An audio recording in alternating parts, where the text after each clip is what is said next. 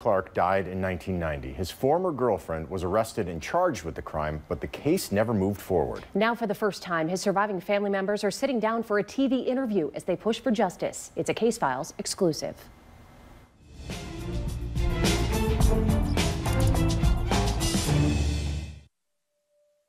It was July 6, 1990. Police say Garry Clark was at the Switch Inn at the corner of Oak and Earl Streets on Toledo's east side. Police say Garry and his ex-girlfriend Sharon Schultz were both there that night. At one point, they left the bar and were on the Oak Street Bridge arguing. According to the female, they talked. He was standing by the edge of the rail. She turned to walk away and heard him say something to the effect of, "Oh, Sharon," and she just continued walking, didn't think much of it, got back to the bar, and people said, "Well, where's Garry?" I can see him up on the bridge. So I drive up there by the bridge. He's like sitting like cockeyed on the railing with one leg like dangling, the other foot on the ground. She's in front of him. He puts his hand down and motions me to go by. Gary's brother Ricky was at the bar that night. He says he saw his brother sitting on the bridge talking with Sharon, and then he was gone. I go back out, get in the car, drive up on the bridge, and I'm up there, out of the car looking around like, well, I don't know where he went. Somebody hollers, "Look over the bridge."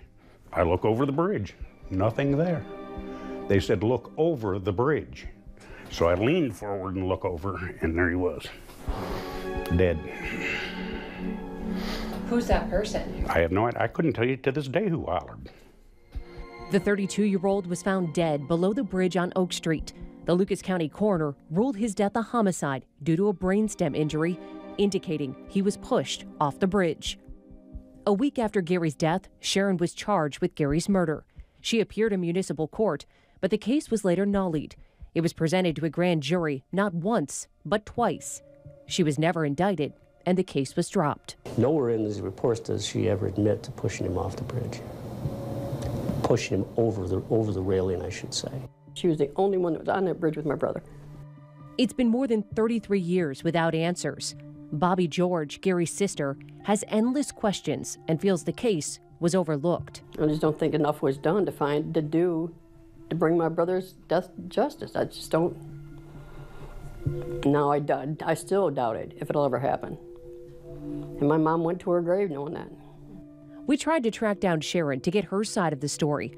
A trip to an old address was a dead end, and a Facebook message remains unread.